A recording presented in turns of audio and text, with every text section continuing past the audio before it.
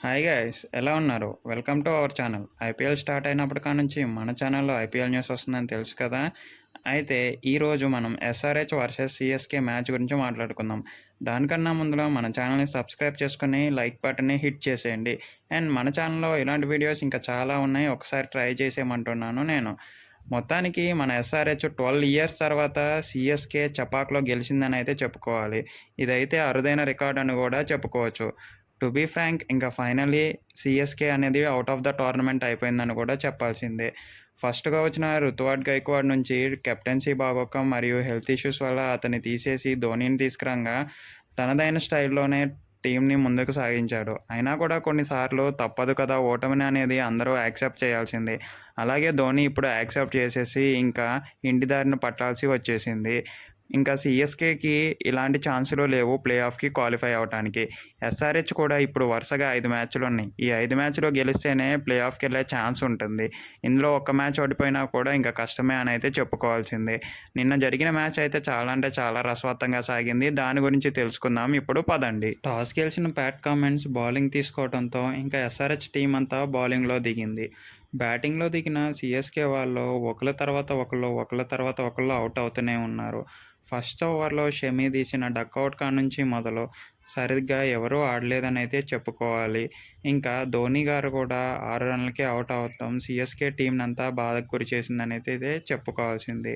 ఇంకా mention SRH team bowler ఒక టోర్నమెంట్‌లో బెస్ట్ క్యాచ్ అయితే పట్టాడు. దీనికి క్రికెట్ ఫ్యాన్స్ అందరూ ఫిదా అయిపోయారనైతే చెప్పుకోవాలి. మెండన్స్ ఇప్పుడు ఆడింది రెండో మ్యాచే కానీ ఎస్ఆర్‌హెచ్ తరపున to be frank great performance అయితే ఇచ్చాడు నిన్న టీమ్‌లో. అతని పర్ఫార్మెన్స్ మీకెలా అనిపించిందో కింద కామెంట్స్ రూపంలో చెప్పండి. ఇంకా ఆ తర్వాత 155 లక్షల్ని తీసుకొని ఎస్ఆర్‌హెచ్ అనేది బ్యాటింగ్‌లో దిగింది. ముందుగా అభిషేక్ శర్మ డకౌట్ కాంగా మిగతా వాళ్ళందరూ తనదైన స్టైల్‌లో బానే ఆడారు, నెగ్గుకొచ్చారనైతే చెప్పుకోవాల్సింది. To be frank Ishant Sharma అయితే బాగా ఆడారైతే చెప్పుకోవచ్చు. Sorry Ishan Kishan and Klaasen కూడా 8 రన్‌లకి ఔట్ అవ్వడం కొంచెంగా బాధకు గురి చేసిందనైతే చెప్పాల్సిందే. ఇంకా మెన్షన్ అన్ను సతీష్ రెడ్డి చివరి వరకు ఉండి 8 బాల్లు ఇంకా మిగిలుండంగానే మ్యాచ్ అనేది కంప్లీట్ చేశారు. ఇంకా సీఎస్‌కే అనేది ఇంటి దారి పట్టడం అనేది ఖచ్చితమని అయితే చెప్పుకోవాల్సిందే. ఇంకా ప్లే ఆఫ్‌కి క్వాలిఫై అవ్వలేదు ఈ ఇయర్ టోర్నమెంట్‌లో.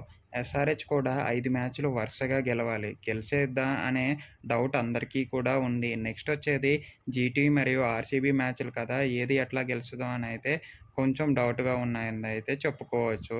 తనదైన స్టైల్‌లో ఎస్ఆర్‌హెచ్ మాత్రం బౌలింగ్ టీమ్‌తో బ్యాకప్ ఇచ్చిందనైతే చెప్పుకోవాలి.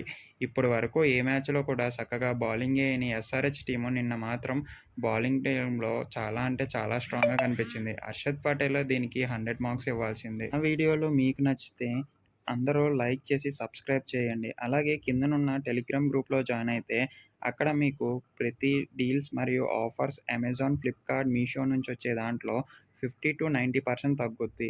ఇంకా మన వాట్సాప్ కమ్యూనిటీలో జాయిన్ అయిపోతే అక్కడ హెల్త్ రిలేటెడ్ కంటెంట్ చాలానే ఉంటది. ఒకసారి విజిట్ అయిపోండి.